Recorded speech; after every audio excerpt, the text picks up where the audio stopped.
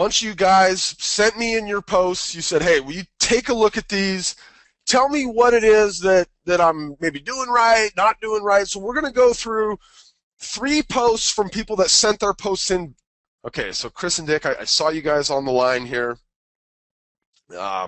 First thing I'm looking at, keyword phrase. Like, does this one make sense? And it absolutely does. Okay, this is a very well-constructed keyword phrase. You could maybe get more specific with it. Homes for sale in Quail West, Naples, Florida.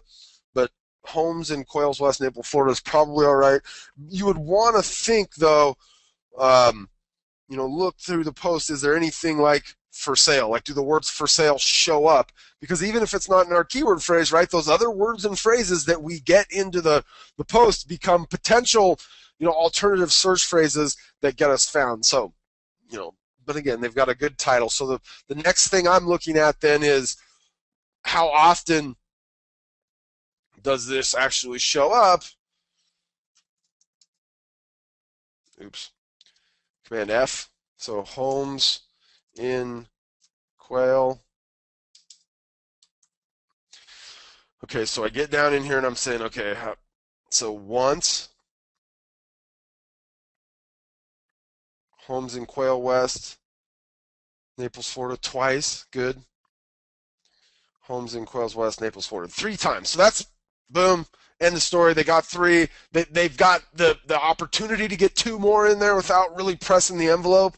So as I look at their pictures, Quail West, Naples, Florida, Quail West, Naples, Florida, Quail West, Naples, Florida. Here's what just happened, right? As we think now in terms of what is the predominant phrase in here, the predominant phrase becomes Quail West, Naples, Florida, right? Not homes in. So you got to be careful, right? Because these extra usages, like this one here, click here for all available properties in Quail West, Naples, Florida. Like, that's a deviation or a variation on our keyword phrase, right? But Quail West, Naples, Florida ends up like kind of falling out of here in the body of this post as the most common phrase. So is that what we wanted to be the most common phrase? No, we kind of wanted it to be homes in Quail West, Naples, Florida. And then there's some opportunities in here where, if you use Quail West, like, don't use Naples, Florida, right? Or again, we're having to use things like the neighborhood or, this subdivision, phrases like that. Okay, so they get their keyword phrase into the first 160 characters, so that's good.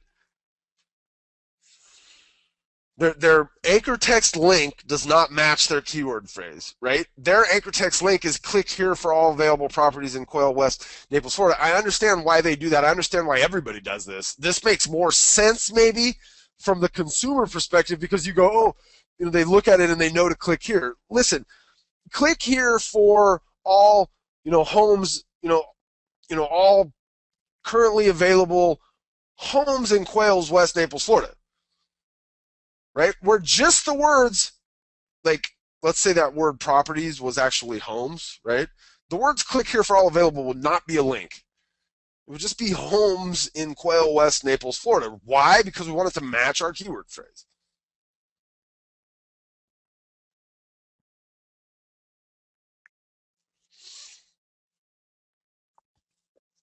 Okay, so as I come down in here, here's what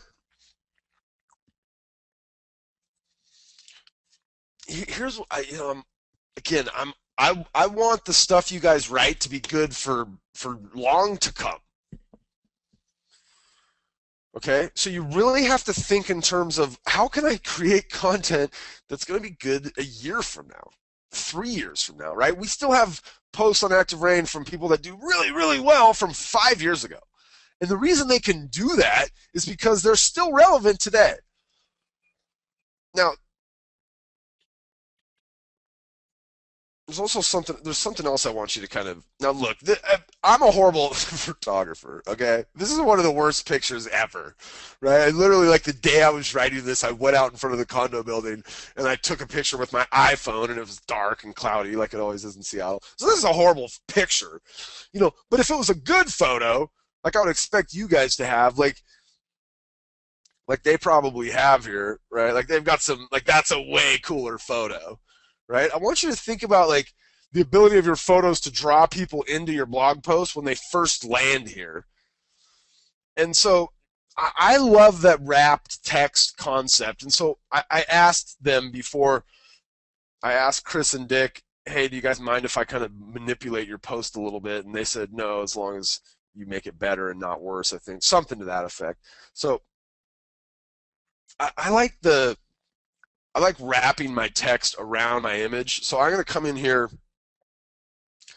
and grab this image and kind of manipulate it a little bit. So I'm just going to move it around here. So I want this thing up here at the top, and then I'm going to come in and change this thing, and I'm going to throw it off to the right there. And then I'm going to give it 20 pixels of horizontal and vertical space. And I'm going to hit update. And it's now going to wrap that text around my image. Okay, and we'll come down here and post this just so I can give you guys an idea of kind of the visual difference between what we just saw and what we will see, which is essentially when they land here, it's just a little bit more inviting. Okay, there's also these are, these are not SEO things, but here's the deal. Google absolutely, here's what they see, okay, when they read this page. They don't see it like we see it. They see this. This is how a search engine reads the page, right? And they're picking up a whole bunch of stuff out of this page that you might not think about, but it's stuff like, why is this here? Like, why is this massive white space here? Do you see that anywhere else? And I want you to think about the sites they return as reputable, and then they're looking at these major news sites. They're looking at well put together WordPress blogs. This is hurting them. I really believe it. I don't have proof from Google that says if you have a bunch of crazy white space in your post, we're gonna knock you. But I don't see this in the content that Google returns in the searches that I do.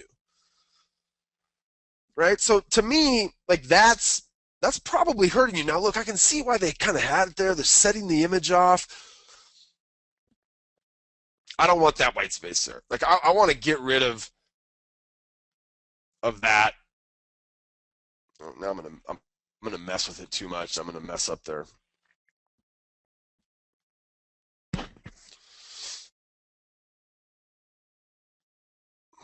It's one of the things about getting into your post and manipulating it once you've once you've done a bunch of stuff with it, is you're not sure what kind of code you're gonna grab and mess up on your way there. So let me just see if I can kind of clean this up a little bit in terms of the extra spacing, at least, that's in here, or some of it anyway. Again, I can see why they do. Here's a little trick for you guys. If I come in here, let's say I want to do a new paragraph right here, and I hit return, it's going to give me that full line. If I wanted to go just a half a line, I can hold the shift key down and hit return. They've got some spacing in here that's kind of messing with things. But again, I'm just going to eliminate some of this white space. I want to just try to tighten it up, tighten the post up a little bit. I see why they it makes sense to me that they would have some of the spacing here, but sometimes it gets a little bit wild, maybe a little bit liberal with the return key. Okay, a little bit cleaner. Okay, I'm a perfectionist. I'd want to come in here and put a border maybe around this image. It's probably okay. Again, I have that kind of. I'm always thinking, what do they see when they land here, right? Good image, good call to action. Now our call to action comes above the fold, right? We'd still want to get in there and manipulate, that it matches our keyword phrase. We want to have the 3 to 5 usages of the keyword phrase. We want to make sure we didn't overuse some other phrase. And then we get down in here into this stuff. At the current time, there are 25 residences on the market, with the lowest asking price being $9.99. I just wouldn't put that in there.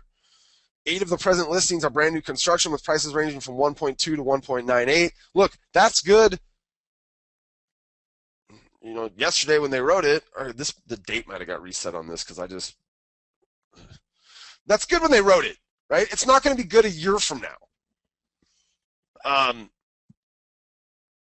You might be able to get away with doing something like this as long as you have it down below a bunch of other great generic content. And so as I look at this, look, I don't know nothing. I know nothing about this area. They know way more than I do.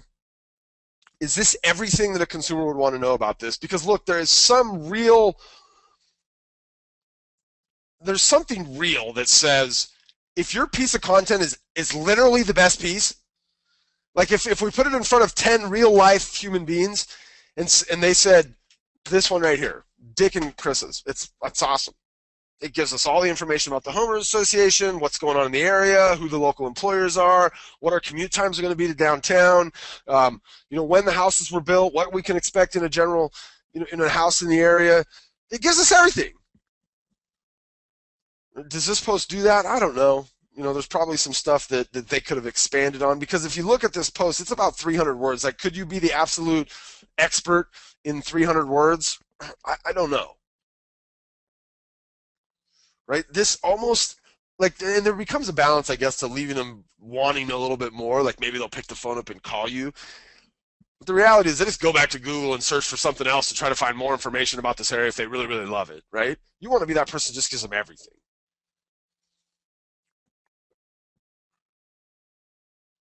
So they do a good job here. Again, they miss with their anchor text and their keyword phrase. Like, their overuse of just Quail West, Naples, Florida, may be kind of getting in the way of what they're trying to accomplish to rank for, which is homes in Quail's West. Quail West. I would always call this place Quail's West. I don't know why. And then they again, they get out here, and really a lot of what they talk about in terms of like the homes in the area, they kind of frame it around like current day or one home. Like, give me an idea of just, like, I get it. This house was 3,600 square feet, built in 2007. This house is, 11,000 square feet. These might not even be for sale when I find this post.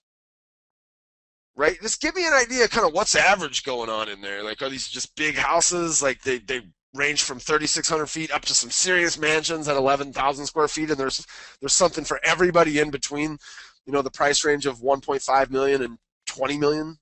Right? Just kind of paint the picture for me in broad strokes that's going to be applicable years from now.